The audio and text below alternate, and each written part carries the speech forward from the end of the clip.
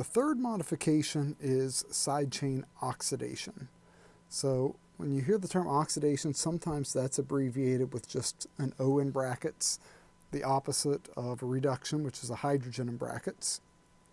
And any benzene side chain that contains one or more benzylic hydrogen will undergo oxidation to give a carboxylic acid.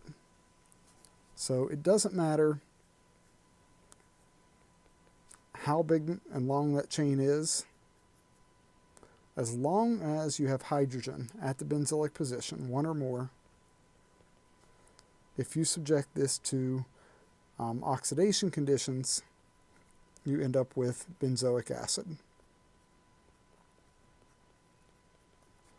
And these carbons basically get just cleaved off of the molecule. So what reagents can we use here? There's a couple different reagents we can use. You can use permanganate and hydroxide.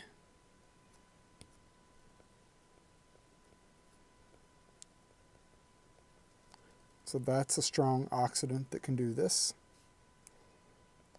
You can use chromic acid,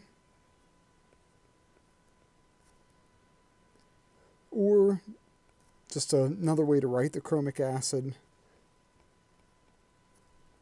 is Na2Cr2O7 sodium dichromate and sulfuric acid. If you mix those together, that generates chromic acid. So a few ways you could see the oxidation reagent written. So let's look at this example here. What you want to do is spot that you have 3 benzene side chains, and I'm going to highlight the benzylic carbon in each. So what you want to do is see if there are benzylic hydrogen. So in the isopropyl group, yes, there's a benzylic hydrogen. On the ethyl group at the bottom, there are 2 benzylic hydrogen. But on the tert-butyl group, no benzylic hydrogen. So what does that mean? That means we're not going to touch that tert-butyl group.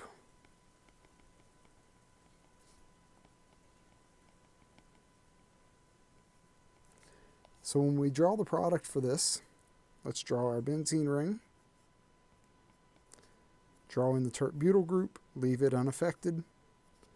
But the ethyl group at the bottom will become a carboxylic acid. The isopropyl group on the top left will also become a carboxylic acid.